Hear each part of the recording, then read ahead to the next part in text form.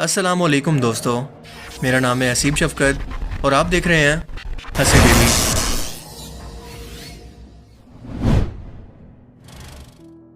आजकल जब भी आप में से कोई शख्स इंटरनेट इस्तेमाल करता है, चाहे किसी वेबसाइट पर लॉगिन करना हो, कुछ डाउनलोड करना हो या फिर कुछ ब्राउज करना हो, हमेशा आपको कुछ इस तरह के अल्फ़ाबेट कैरेक्टर्स या पिक्चर्स को दिखाकर पूछा जाता है कि साबित करें कि आप रोबोट नहीं हैं, एक इंसान है। आपने यकीनन इस बारे में कभी ना कभी तो ज़रूर सोचा होगा कि ये क्या मजाक है, ये इंटरनेट बार बार मुझे रोबोट क्यों समझ लेता है। इससे पहले तो इस तरह की ह्यूमन वेरिफिकेशन कभी देखने को नहीं मिली। तो आपके तमाम सवालों का जवाब एक ही है और वो जवाब इंतहाई ख़तरनाक है कि आज का इंटरनेट डेड हो चुका है, ख़त्म हो रहा है। कैसे, आइए जानते हैं। आपको ये जानकर शायद बहुत बड़ा शौक लगे कि आज का जो इंटरनेट का सर्फिस वेब आप इस्तेमाल कर रहे हैं, इनमें से आधा यानी 50% रोबोट्स हैं, वो इंसान नहीं हैं। यहाँ रोबोट से मुराद कोई फिजिकल जिस्म रखने वाले या इंसानों जैसी जिसामत के रोबोट्स नहीं, बल्कि ऐसे कंप्यूटर प्रोग्राम हैं जिन्हें इस तरह से डिज़ाइन किया जाता है कि वो अपनी पहचान को छुपा कर अपनी मर्जी से इसको कंट्रोल कर सकते हैं। इसलिए ये सोशल मीडिया या ऑनलाइन शॉपिंग की दुनिया की बड़ी बड़ी कंपनीज के लिए ऐसा भयानक ख्वाब है जिन्हें वो कभी भी हकीकत बनना नहीं देखना चाहते। कैसे, ये हम वीडियो में ज़रा आगे जाकर जानेंगे।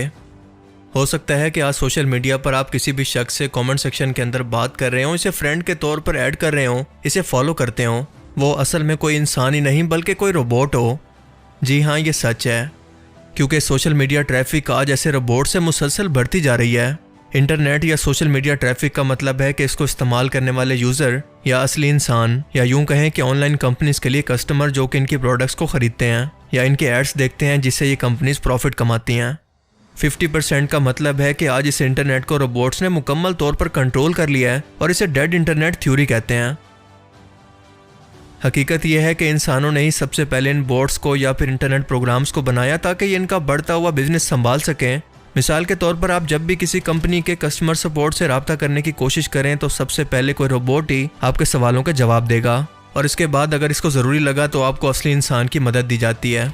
ऐसा इसलिए किया जाता है कि बहुत ज़्यादा ट्रैफिक की वजह से कस्टमर केयर के जॉब्स के लिए इंसानों को सैलरीज देना या फिर अलाउंस देने की ज़रूरत नहीं पड़ती। बस एक कंप्यूटर प्रोग्राम जो कि दिन रात बिना किसी मजदूरी के ये काम फ्री के अंदर कर सकता है, वो इन इंसानों के लिए बहुत ज़्यादा प्रॉफिटेबल है। अब इन बॉट्स को ऑनलाइन वेबसाइट्स और सोशल मीडिया पर इतना ज़्यादा फैला दिया गया है कि इन तमाम कंपनीज का आधे से ज़्यादा बिजनेस ये बॉट्स ही चला रहे हैं और आहिस्ता आहिस्ता ये बढ़ते ही जा रहे हैं। आज इन्हीं बॉट्स को जानबूझकर पॉलिटिकल मकसद के लिए भी इस्तेमाल किया जाता है। मिसाल के तौर पर इन बॉट्स के जरिए ट्विटर यानी मौजूदा एक्स पर किसी भी चीज़ का ट्रेंड टॉप पर लाया जा सकता है जिसे देखकर ना चाहते हुए भी असली इंसान इसके बारे में ना सिर्फ सोचेंगे बल्कि इसके बारे में बात भी करने लगेंगे।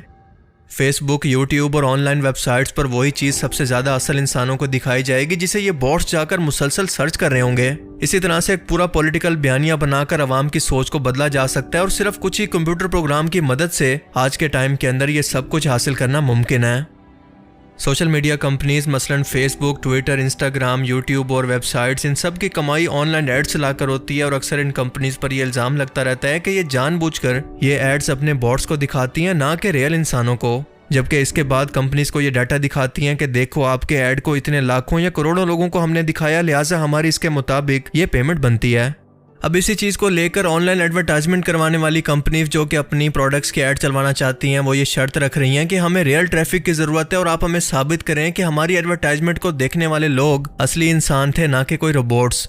लिहाजा इसी मकसद के लिए आपको ये कंपनीज इस तरह की ह्यूमन वेरिफिकेशन करती हैं जो कि आप कभी कभी किसी कोड की सूरत, कभी किसी तस्वीर या फिर कभी किसी कॉमन सेंस के सवाल की सूरत में देखते हैं, जिन्हें रोबोट्स चाह कर भी सॉल्व नहीं कर सकते क्योंकि ये कंप्यूटर प्रोग्राम सिर्फ एक कोडिंग होते हैं, खुद की सोच रखने वाले कोई इंसान नहीं। ये बॉट सिर्फ वही काम कर सकते हैं जो कि करने के लिए इनको प्रोग्राम किया गया। ये कोई भी एक फेक न्यूज़ बनाकर रातों रात पूरे इंटरनेट पर फैला सकते हैं। एक ऐसा वाकया जो कि कभी हुआ ही नहीं, इसको प्रमोट कर सकते हैं। एक इंसान इंटरनेट पर जो कुछ भी पोस्ट करता है तो इसके अंदर इसकी सोच, इसके जज्बात शामिल होते हैं, पर रोबोट्स जो चाहें इस वक्त भी इंटरनेट पर लिख और फैला सकते हैं जिसका कोई चेक एंड बैलेंस मौजूद नहीं। फेसबुक पर कई मरतबा ये इल्ज़ाम लग चुका है कि वो अपने एडवर्टाइजर्स को, यानी जो कंपनीज इसे इश्तिहार चलाने का पैसा देती हैं, वो ये ज़्यादातर रोबोट्स को या बॉट्स को दिखाता है।